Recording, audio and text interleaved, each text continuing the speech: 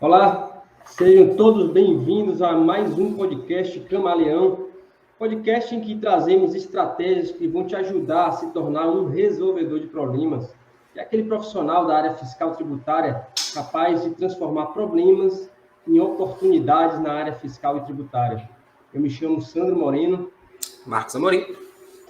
E no tema de hoje, nós vamos tratar sobre a mentalidade que você precisa ter para fazer dinheiro na área fiscal e tributária. E aí, Marcão, qual mentalidade você entende ser a mais adequada para essa área? Perfeito. Bom, essa mentalidade não é muito popular, né? Mas a gente vem descobrindo que ela é, com certeza, a mais eficiente de todas, que é você ser um resolvedor de problemas. Você ser um profissional, o que a gente chamava antigamente de proatividade, né? Que é aquele cara que está procurando entender quais são as necessidades ali do ambiente de trabalho e procurando resolver esses problemas. Ótimo, ótimo. E me diga uma coisa, como foi que você identificou essa mentalidade que você vai tratar com mais profundidade? Só para a gente iniciar aqui, para a gente ter uma noção de como funciona e como começou tudo isso. Bom, eu, ao longo da minha vida, fui percebendo que normalmente você entra numa empresa, você começa a trabalhar, né? E eu sempre tive essa coisa da proatividade, eu sempre quis resolver os problemas. Isso, inclusive, me trouxe algumas situações, alguns problemas durante a minha vida. Então, você começa a perceber que primeiro tem essa barreira, né, para você vencer isso, né, de você procurar ativamente encontrar e resolver os problemas do seu trabalho. E por que eu procurava fazer isso? Porque eu queria facilitar a minha vida. Então, eu lembro de uma situação que eu trabalhava numa empresa, numa indústria que fabricava aço, eu trabalhava no almoxarifado. A gente abria 2 horas depois do início do expediente de todas as outras pessoas. Então, nesse período, a gente recebeu um bocado de notificação, né, de pedido, para separar material para entregar para a galera. E aí eu falava, pô, eu estou aqui 2 horas, tenho muita coisa para fazer, eu vou adiantar logo isso, né? E acabei tendo problemas com minha chefe, inclusive, por causa dessa postura. Cara, você não pode fazer isso, você tem que pegar a solicitação na hora que abrir o negócio. A galera vai ficar esperando, eu não estou fazendo muita coisa e tal. Não, mas não pode ser assim, não, tem que ser desse jeito. Então, existe essa cultura, né, no ambiente de trabalho.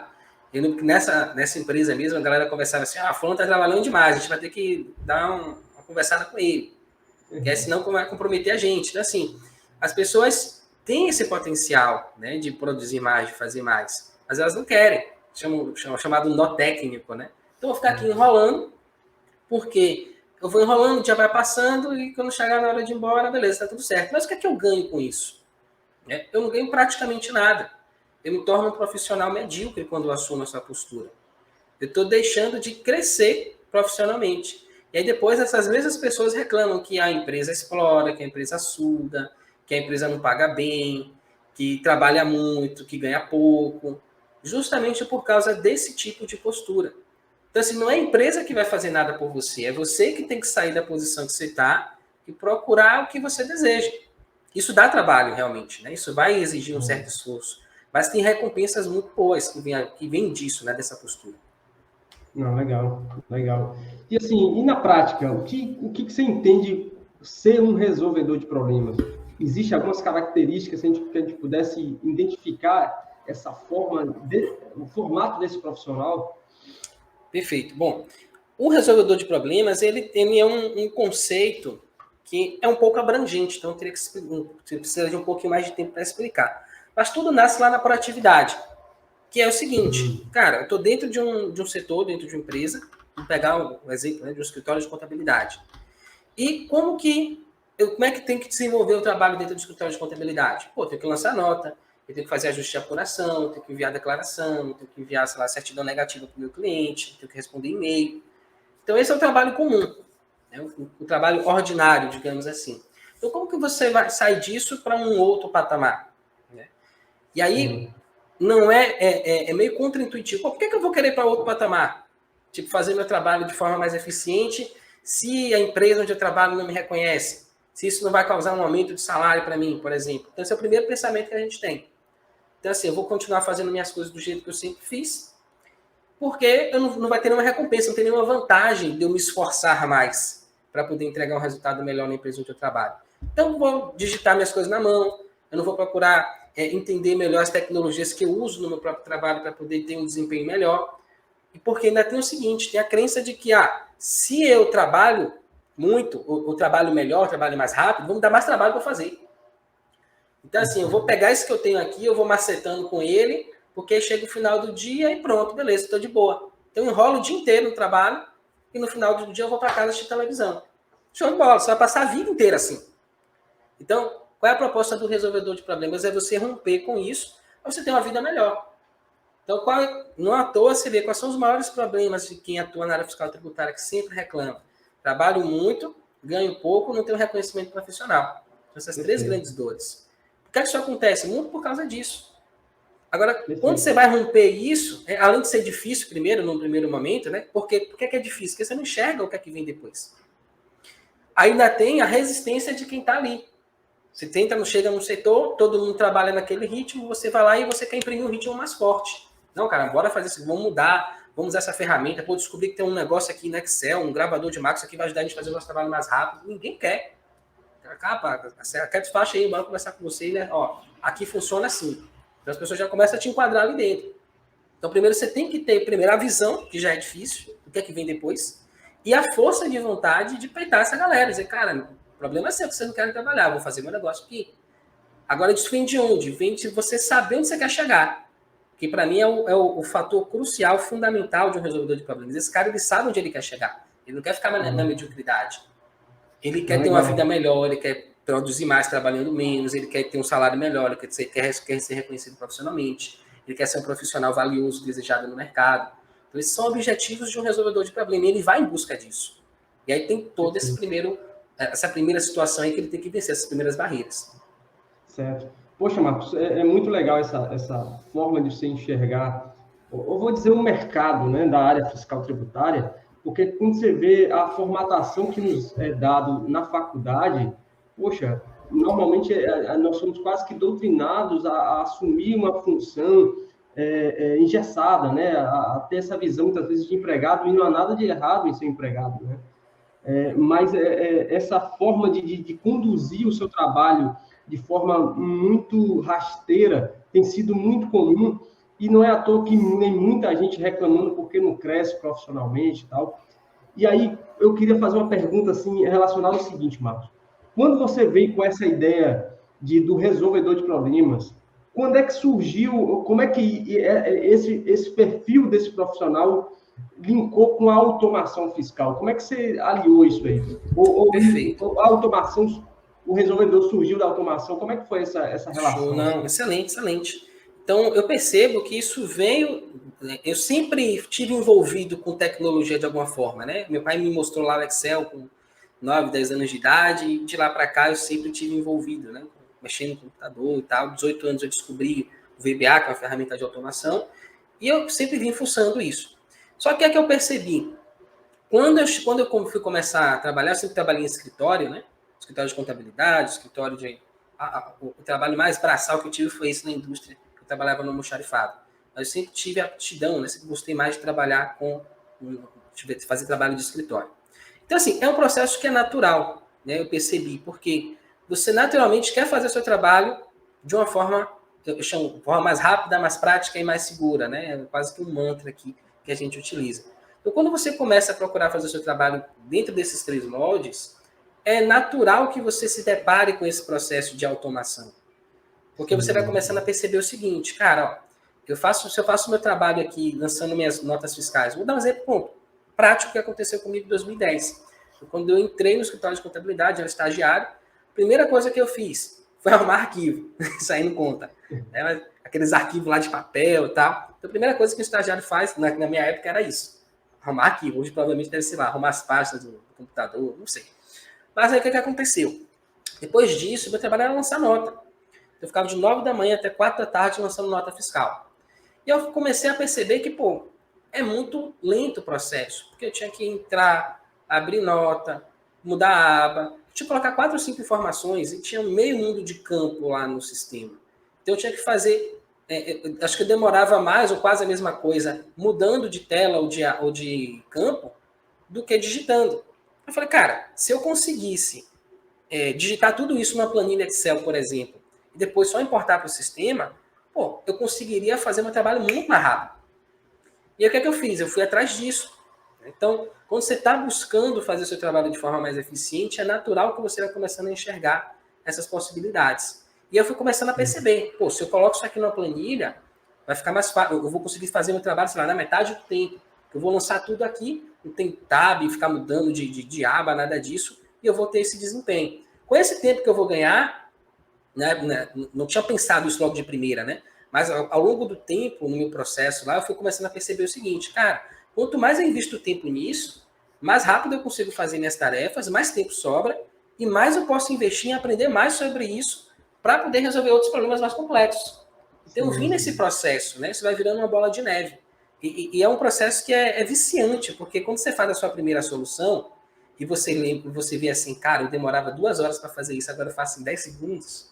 Cara, o nível de dopamina no seu cérebro é estratosférico. Você quer mais disso.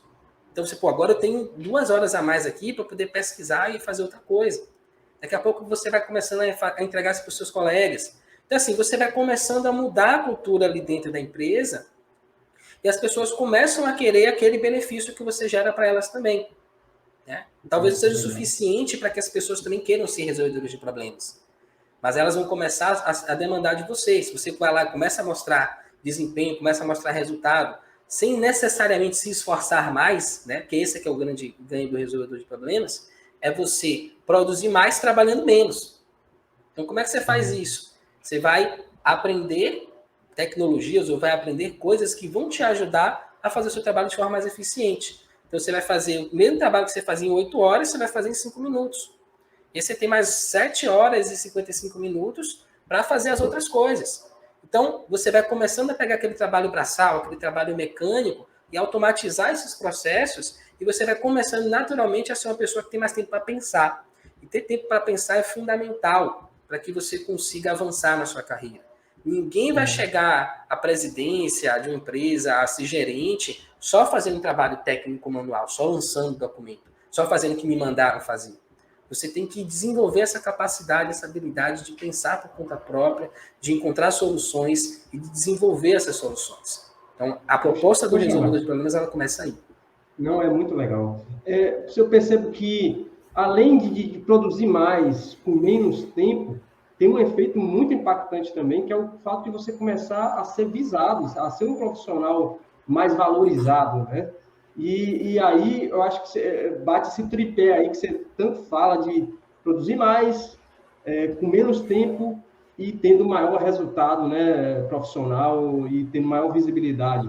E aí, Marcos, eu entendi, o resolvedor de problemas realmente é uma mentalidade muito linkada ao que você tem falado há algum tempo, mas, assim, de forma prática, como é que você pensa em iniciar essa transformação? Existe algum passo a passo que você tenha mapeado para começar a exercer esse papel? Sim, perfeito. Bom, quando a gente começou esse processo, eu tinha alguns alunos, né, que eu estava começando a compartilhar isso, qual era o meu pensamento naquela época, né, quando eu iniciei. Cara, eu aprendi um bocado de coisa de VBA, de tecnologia, e isso aqui me ajudou a desenvolver as coisas que eu desenvolvi no meu trabalho. Então, se eu ensinar isso para as pessoas, e elas aprenderem isso, elas vão conseguir ter os mesmos resultados que eu tenho. E aí foi, comecei a produzir conteúdo, fazer curso, dar as pessoas para estudarem. E aí quando eu ia conversar com esses alunos e perguntava, e aí, como é que tá? Já criou alguma coisa? Cara, não. O que é que aconteceu? Tô sem tempo. E aí sempre essa resposta do ter sem tempo. Eu falei, pô, tá sem tempo, beleza. Então, aí eu parei e pensei, como é que eu posso ajudar essa galera? E aí eu descobri o seguinte, que uma das atividades que mais tomam tempo dentro da área fiscal e tributária é o cálculo das antecipações do ICMS. Né? Antecipação parcial, total, aí tem estado que chama com encerramento, sem encerramento da fase de tributação, enfim. Então eu falei, pô, se eu criar uma solução para resolver esse problema, eles vão começar a ter tempo. Tinha um aluno meu que gastava 7, 8 horas, 7, 8 dias para fazer as antecipações. Depois dessa planilha, ele começou a fazer isso em 2 dias. E esse aluno continuava sem tempo de automatizar, de fazer as coisas. E eu falei, pô, não é possível, tem alguma coisa errada aí. E eu comecei a chamar os alunos para conversar mais de perto. E aí, durante a conversa, falou, cara, e aí, como é que eu posso te ajudar? O que é que você quer fazer? Não, eu quero automatizar o setor fiscal. Aí eu entendi qual era o problema. Né? Então, qual era o problema? As pessoas tinham um objetivo muito grande, muito genérico, e aí, quando você tem um objetivo muito grande, muito genérico, o que acontece? Você não sabe por onde começar. Então, por exemplo, a gente tem aqui um objetivo que é reduzir os autos de infração, que são em média de 200 bilhões por ano no Brasil, nos próximos 10 anos reduz pela metade. E aí você se pergunta, como é que você vai começar a fazer isso? No primeiro momento, você, cara, eu não sei nem por onde começar. Eu não sei nem o que é que tem dentro de auto de infração. Então, é um objetivo muito grande. Você tem que ir quebrando ele em objetivos menores. Então, quando você vem com automatizar a área fiscal tributária, você provavelmente vai se perder no meio do caminho e vai desistir. Por quê? Porque você não sabe por onde começar. Então, o primeiro passo, a primeira coisa que você precisa fazer é ter clareza sobre onde você quer chegar. O meu objetivo é automatizar a área fiscal tributária. Perfeito. Legal. Mas, o que é que significa automatizar a área fiscal tributária? Você vai pegar e você vai dividir em tarefas menores. O que é que compõe a área fiscal tributária? Apuração de impostos, envio de declarações. Vamos botar basicamente isso. Envio de impostos e declarações. Apuração de imposto e envio de declaração. Perfeito. Você já quebrou. Você já começou a ficar mais claro. Então, se eu focar minha atenção em automatizar o envio de declarações, o processamento de declarações, já vai ser melhor. Vamos pegar envio de declarações. O que é que tem dentro do envio de declarações? Não é só pegar e enviar. Se fosse isso, não precisava automatizar. Não, tem dentro de envio de declarações, eu tenho que fazer a apuração. Que aí já entra, por exemplo, a apuração do imposto, já entra aqui. Então, você faz a apuração do imposto para enviar a declaração. Então, a coisa já está conectada na outra. E você vai descendo. Beleza. Para fazer a apuração, o que é que eu preciso? Preciso entender sobre o enfoque do declarante, que é o conceito lá do SPED fiscal. Vamos pegar só o ICMS. O enfoque do declarante. O que é o enfoque do declarante? CFOP, CST, alíquota. Então, eu tenho que entender como isso se relaciona, em quais casos eu posso ou não pegar crédito. Aí você vai descendo. Tem operações aqui que eu não posso pegar crédito. Quais são essas operações? Operações de uso e consumo, de ativo imobilizado, de produtos da substituição tributária, para empresas comerciais. E se for indústria? Aí já muda a regra. O crédito de ativo imobilizado e de uso e consumo se mantém, não posso pegar. Mas, por exemplo, comprei produto com substituição tributária. Eu sou indústria. Posso pegar o crédito de ICMS normal e do ICMS-ST. Então, muda a regra. Então, você vai começando a aprofundar, a descer, e aí você chega num nível e você fala, cara, se eu conseguir criar uma rotina para entrar lá no SPED fiscal e zerar os créditos de uso e consumo de ativo imobilizado do meu cliente, eu já vou ganhar um bom tempo aqui. Eu vou ganhar, sei lá, 1 hora do meu dia. Aí você vai lá e faz isso. Aí você, pronto, você acabou de automatizar, primeira coisa. Você viu lá de cima, você viu descendo, chegou num problema específico. Então você pode fazer esse processo, né? Ou você pode fazer o mais fácil, que é, cara, o que é que eu tenho aqui no meu trabalho, no meu dia a dia, que é chato de fazer, que eu demoro muito tempo fazendo, que eu não gosto de fazer. Provavelmente isso é uma tarefa repetitiva. E sendo uma tarefa repetitiva, você pode automatizar ela. Aí você vai começar a pensar sobre ela. E tem um método todo que a gente desenvolveu de como que você vai criar esse passo a passo para automatizar essa rotina. Mas o fato é, a clareza é muito importante. Não ter pensamentos tão abrangentes nesse momento, porque você está começando. É uma ambição muito grande de querer automatizar. Eu não automatizei tudo aqui na área fiscal tributária. Meu trabalho não é apertar um botão e tomar café. Ainda tem muitas coisas que eu preciso fazer de forma manual. Por quê? Porque eu estou desenvolvendo, eu estou construindo isso. E à medida que você vai avançando, você vai descobrindo melhores formas de fazer, formas mais eficientes. Aí você volta a reconstruir as coisas. Então é um processo que ele não tem fim. À medida que você vai avançando, vai surgindo novas coisas. E, Marcos, você teve alguma vivência prática com algum cliente que te fez despertar da necessidade de você criar um plano antes mesmo de pensar na automação? Teve alguma situação assim que te faz lembrar, caramba, velho, isso aconteceu porque me faltou isso. Você tem algo assim nesse sentido? Bom, não especificamente isso, mas eu tenho uma situação de como que esse conceito do resolvedor de problemas ficou mais claro para mim, né? E se tornou mais útil. Que foi o seguinte, tenho um cliente até hoje, né? Uma empresa aqui de nutrição hospitalar. A gente foi numa uma reunião normal, técnica, né? De emissão de nota fiscal. Cara, está trabalhando aqui com remessa de consignação e a gente quer ajustar esse processo, está com algumas dificuldades lá com os nossos clientes. E eu quero saber qual a forma certa de fazer. A gente foi lá na reunião, conversamos e tal. E durante a conversa, a dona da empresa relatou que nos últimos 4 meses, ela tinha perdido R$ 130 mil de mercadoria vencida. O que isso tinha acontecido? porque ela mandava a mercadoria para o cliente, não tinha nenhuma gestão, nenhum controle, não sabia o que estava lá, quando é que ia vencer. E o cliente sabia, né, estava lá com ele, quando chegava próximo do vencimento, 30 dias ou um pouco menos, mandava a mercadoria de volta, para não vencer lá, porque senão tinha que pagar a mercadoria. E aí, 30 dias para poder vender essa mercadoria, ela não conseguia vender. Então teve aí toda essa perda de mercadorias. E eu, como ela foi relatando o problema, eu fui observando aquilo e falei, cara, eu acho que eu consigo resolver isso. Aí eu perguntei, a data de vencimento está na nota? Tá, a gente coloca na nota fiscal a data do vencimento da mercadoria. Eu falei, pô, então tá fácil. Eu só preciso gerar um relatório que eu mostre para ela quais são as mercadorias que ela tem com as clientes e com a data de vencimento. E ela mesma vai conseguir fazer a gestão disso. E aí a conversa foi se desenrolando e eu falei, cara, eu consigo resolver esse problema para ela. Né? E aí eu sempre fui um cara muito ruim de venda. Eu sempre tive muita vergonha, né? Muita dificuldade de vender, sabe? Aquela coisa das pessoas acharem que eu era mercenário, que eu tava... Aquela visão de vendedor que a gente tem, pô, esse cara vende a própria mãe. Então eu nunca quis ser associado com isso, então eu sempre tive muita dificuldade. Mas naquele dia, naquele momento, naquela conversa, eu entendi que o processo de venda, né, você oferecer um serviço, ele está muito relacionado a quais são os problemas que essa pessoa tem. E aí eu enxerguei naquela conversa que ela tem um problema e eu sei resolver esse problema. Então é justo que eu cobre para ela um valor para resolver esse problema para ela. E eu fui lá e fiz o meu pitch de vendas, que foi assim: quer que eu resolva esse problema para você? E ela falou, quero. Manda uma proposta para mim. Eu falei, vamos fazer o seguinte, eu vou te dar um preço. Se você gostar, a gente fecha. Se não, nem vou perder meu tempo fazendo proposta. Que é uma outra coisa também que eu percebo que acaba dificultando, né, o processo de fechamento de negócios. Por quê? Você está ali conversando com uma pessoa, com um empresário, ele traz uma dificuldade que ele tem, você identifica que você consegue resolver, está ali no calor do momento, aí você, cara, bora fechar. Aí o cara, não, mande uma proposta para mim. Aí você volta, passa 3, 4 dias, manda a proposta. Quando a proposta chega, o cara, no e-mail do cara, ele nem viu. Daqui a pouco passou 15 dias, aí você liga para cobrar, eu vou dar uma olhada. Aí ele nem lembra mais do problema que ele tinha. Aí já era, já passou. Entende? Então, assim, nesse momento que você está ali conversando, o cara tem um problema, você tem a solução do problema, já fecha logo, já define tudo ali, valor, preço, fechado, pronto. Depois eu só vou te mandar o contrato. Acaba com esse negócio de proposta. Proposta é para coisas mais complexas. Você está oferecendo para o cara um serviço que vai resolver um problema que ele tem. Então a gente tem que mudar essa visão de empurrar para o cara o que eu quero fazer, o que eu sei fazer, e começar a pensar como que eu consigo ajudar esse cara a resolver o problema dele. Uma forma mais simples de ajudar esse cara a resolver o problema dele.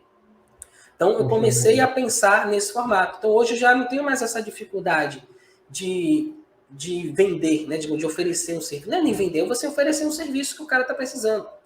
Então hoje quando eu vou numa reunião, eu faço basicamente o seguinte: eu procuro conversar com o empresário, entender como foi que ele criou aquela empresa, quais são os problemas que ele tem ali dentro, e a partir disso eu monto qual o serviço que aquele cara precisa e ofereço para ele. Então ficou muito mais fácil e ele consegue entender que, cara, ele não tá tipo, o cara tá falando de um problema X, você tá empurrando um produto Y, outro serviço para ele. Então você alinhar essas coisas, cara, o cara tá querendo A, você tem que oferecer A para ele. A chance de fechar é muito maior. Porque se ele está falando desse problema, porque isso incomoda ele. Se não incomodasse, ele não estava falando. Então, se você oferece a solução do problema que está incomodando ele, pô, grande chance de você fechar. Mas é isso, Marcos. Pelo que você descreveu do resolvedor de problemas, ele é um profissional também muito moldável, muito mais flexível, né? É muito comum ele chegar numa reunião já com uma solução na cabeça, né? Engessada, e aí realmente fica difícil, inclusive, o diálogo com o cliente e a adequação daquilo que efetivamente ele precisa de você, né? Agora, isso também só é possível quando você tem realmente essa visão aí de enxergar as informações e elaborar soluções para ele, né? Nesse ponto aí que eu estou falando de tratar de informações, você também trabalha nesse sentido de saber linkar assim, a informação com a solução? Como é que você trabalha nesse território aí? Voltando à questão lá da ser moldável, não é à toa que o nosso símbolo é um camaleão, né? Que é justamente um animalzinho que ele é moldável, né? É adaptável, ele muda de cor quando é necessário. Então, é um animal que descreve bem, né, a característica de um resolvedor de problemas. E não é só o cara que vai lá e resolve, né, na porrada. Ele se adapta ao que é necessário no momento para poder entregar a melhor solução possível. Aí, voltando à sua pergunta, né, que você falou da questão das informações. Então, ao longo dessa trajetória, desse processo, você vai aprofundando cada vez mais, e aí você vai percebendo o seguinte: dentro da área fiscal e tributária, a gente tem duas grandes atribuições, digamos assim, que é gerar XMLs e gerar arquivos SPED. É basicamente isso que a gente faz hoje na área fiscal e tributária. Se a gente aprofundar um pouco mais no XML e no SPED, a informação que eu tenho no SPED é a mesma informação que eu tenho no XML? É. Eu tenho o CFOP nos dois, eu tenho o CST nos dois, eu tenho a alíquota nos dois, eu tenho o produto nos dois, eu tenho o número da nota nos dois. Então, se a gente aprofundar e unificar isso, o que é que a gente tem? Informações. Então, quando eu gero um XML e emito a nota fiscal, eu estou enviando informações da minha empresa para o meu cliente. Quando eu envio um SPED fiscal, eu estou enviando informações da minha empresa para o fisco. Então, essa é a grande diferença. Então, quando é de uma empresa para outra, o formato é XML. Quando é de mim para o fisco, o formato é TXT. Sim. Mas, no final das contas, o que é que eu tenho ali dentro? Informações, dados. Então, eu comecei a perceber o seguinte: cara, se a gente aprende a manipular esses dados, a gente consegue reduzir boa parte dessa parafernália tecnológica que a gente tem. Porque a gente tem sistema de contabilidade, tem o PVA, tem o sistema de emissão de nota fiscal, tem uma série de coisas aí que a gente precisa para poder se comunicar, né, com o fisco. Não estou dizendo que eles não são importantes, mas o que eu estou dizendo é que a gente começa a criar ferramentas para poder manipular informações mais fácil. Só que você começa a perceber, quando você tem essa visão informacional, que é muito mais fácil você acessar diretamente aquela informação e alterar lá na fonte. Então, a partir disso, você começa a entender o seguinte: o que é uma empresa?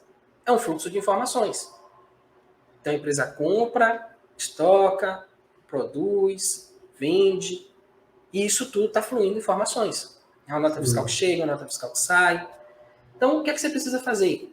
A nota fiscal chega do fornecedor do meu cliente, ele vai lançar a nota no sistema. Ele vai alterar, vai editar essa nota com as informações pertinentes para ele, a visão dele, né, que é o chamado enfoque do declarante. Qual é o enfoque do declarante? Eu pegar uma nota de um fornecedor meu e imprimir ali no SPED a minha visão daquela operação. Então, o meu cliente enxerga da forma que veio o XML, eu enxergo da forma que eu lancei no SPED. Pronto. E essa informação é a informação que vai para o fisco. Só que a gente começa a usar meio mundo de ferramenta para poder fazer essas alterações e a gente esquece de algo importante, que é o seguinte: a pessoa que lança essa nota fiscal tem o conhecimento do que é uma operação de uso-consumo, do que é um ativo mobilizado, se pode ou não pegar o crédito. E aí você começa a sacar o que é o seguinte, que tem um gap gigantesco dentro dessa relação escritório de contabilidade, empresa, desenvolvedor de software, que é o tripé, né, que a gente chama. E aí está faltando um triângulo é uma das figuras mais estáveis, né, da geometria. Mas no nosso caso, esse triângulo não resolve o problema. Ou, pelo menos, está faltando um elemento ali dentro. Que elemento é esse? Eu chamo de resolvedor de problemas. Por quê? Ele é o cara que vai identificar onde é que estão ali as amarras, os entraves, né, os gargalos dessas relações, e ele vai começar a resolver isso. Então, ele é um cara que ele consegue observar como que a informação tem que estar dentro do meu sistema aqui, da empresa, do meu ERP. Por quê? Porque isso vai impactar não só no meu SPED, mas vai impactar no meu preço de venda, isso vai impactar no meu estoque, isso vai impactar na minha relação, na relação da empresa com o fisco, gerando multas, autuações. Então, tem uma série de implicações nesse pequeno momento ali. Esse momento do receber a nota, lançar a nota no sistema é um momento crucial. E a pessoa que faz esse processo, esse lançamento, ela tem que ter as informações corretas. Porque você concorda comigo que se o cara recebe a nota e ele sabe exatamente como tem que lançar aquela nota, eu não tenho mais necessidade de corrigir SPED. Tá tudo certo. É só pegar e enviar. Cadeia, você valida toda a cadeia, né? Perfeito. Trabalho, né? E por que isso não acontece? Pô, é tão óbvio, cara. É aquela coisa que eu falo, né? O nosso trabalho é fazer o óbvio que ninguém está fazendo. Então, é óbvio, todo mundo sabe isso. Mas quem está fazendo isso? Praticamente ninguém. Então, aí existe uma oportunidade gigantesca. Para mim, a maior oportunidade que tem hoje na área fiscal e tributária é essa. É oferecer para as empresas o serviço de tornar elas autônomas. E aí é um processo, porque o empresário ele acredita que a contabilidade resolve tudo. E eu não preciso, só preciso pagar a contabilidade e ele resolve os nossos problemas para mim. Só que ele não sabe isso. Cara, isso aqui vai impactar no seu saldo de estoque, que vai impactar na declaração que você está enviando, isso aqui não é a contabilidade que vai fazer para você. Isso vai gerar uma das maiores multas que você pode ter na sua vida, de uma autuação fiscal, que são multas relacionadas a estoque. Isso vai modificar o seu preço de venda. Eu não sei como é que você faz o seu preço de venda, porque se você tem aqui uma antecipação total, quando você compra de fora do estado, que você não levou em consideração no seu preço de venda, seu preço de venda está errado. Você está cobrando barato demais, você está tomando prejuízo. Então, pô, olha quantas informações aqui que você deveria ter dentro da sua empresa que iam te ajudar na gestão do seu negócio, no desenvolvimento do seu negócio. Você está delegando para a contabilidade, que a contabilidade tem que resolver tudo isso. E aí, um parêntese. Contabilidade não é para ficar resolvendo erro de SPED. Não é para ficar fazendo ajuste de lançamento de cliente. É para receber essas informações, processar e gerar dados para ajudar a empresa a gerir e a crescer o negócio. Esse é o papel da contabilidade. Você está se perdendo, cara. Tipo, eu estou falando até de gaiata aqui, porque eu não sou contador. Mas eu tenho enxergo. O que eu tenho percebido é o seguinte, aqui na nossa empresa, poxa, é muito comum a gente sentar com um cliente que foi pego de surpresa com auto de infração e achar que por ter uma boa contabilidade, e é importante mesmo, já é suficiente para ele garantir uma segurança de sua empresa, o que é um grande, imenso equívoco, né? Então, assim, esse cenário que você acabou de descrever aí tem gerado muitos autos de infração, né? Não se trata de não trabalhar com nota fiscal, de sonegar imposto, nada disso, mas sim desse link do gerenciamento fiscal interno da empresa com a contabilidade e organizar essas informações no sistema, né? Então, esse ruído que normalmente acontece nesse cenário aí tem gerado seríssimos problemas aí para o caixa de muitas empresas, né? E aí você falando que um resolvedor de problemas, que é essa pessoa que vai fazer esse mapeamento, levantamento de informações É isso, Marcão, acho que caiu o sinal, mas estamos de volta. É isso, eu estava falando, então, que o resolvedor de problemas é essa figura, então, que participa justamente desse cenário aí, que tem muito ruído, no sentido de levantar informações e trazer soluções adequadas a cada caso, não é isso? Perfeito, exatamente. Então, a gente falou lá do triângulo, né? Aquele tripé que é contabilidade, empresa, desenvolvedor de software. Para mim, o resolvedor de problemas é o cara que faz a intermediação desses três elementos. Ele é o cara que conhece sobre a legislação, né, a área fiscal e tributária, conhece um pouco sobre tecnologia, e ele vai fazer esse link, vai ser a cola entre a empresa, o escritório e o desenvolvedor de software. Então, pô, a informação está chegando muito desorganizada lá na contabilidade. Tem esse cara que vai enxergar o que é que está acontecendo aqui dentro da empresa e vai ajustar para que a informação chegue redonda lá na contabilidade. Ó, o sistema que eu estou usando não me permite gerar informação no SPED fiscal da forma que o fisco está me exigindo. Aí esse cara vai conectar com o desenvolvedor de software e vai passar para eles os parâmetros para que eles consigam fazer os ajustes necessários para que a empresa consiga fazer o que precisa ser feito. E aí, no final das contas, qual é o benefício da empresa? Ela vai reduzir sobremaneira, né, o risco dela, o custo, e vai aumentar as oportunidades de aumentar a receita. Muito legal, muito legal. É isso, Marcos. Eu acho que por hoje a gente encerra por aqui, mas sabendo que é importante aí quem nos ouve acompanhar os demais vídeos, que a gente tem sempre trazido aí temas muito relevantes aí para quem realmente quer participar desse novo mercado de automação fiscal. Acho que tem muita coisa para acontecer ainda aí. Você tem algo a falar para encerrar, Marcão? Só agradecer mesmo a participação de todos aqui e a gente se vê na próxima live dessa semana. Um abraço a todos, gratidão. Um abraço. Até a próxima. Tchau, tchau.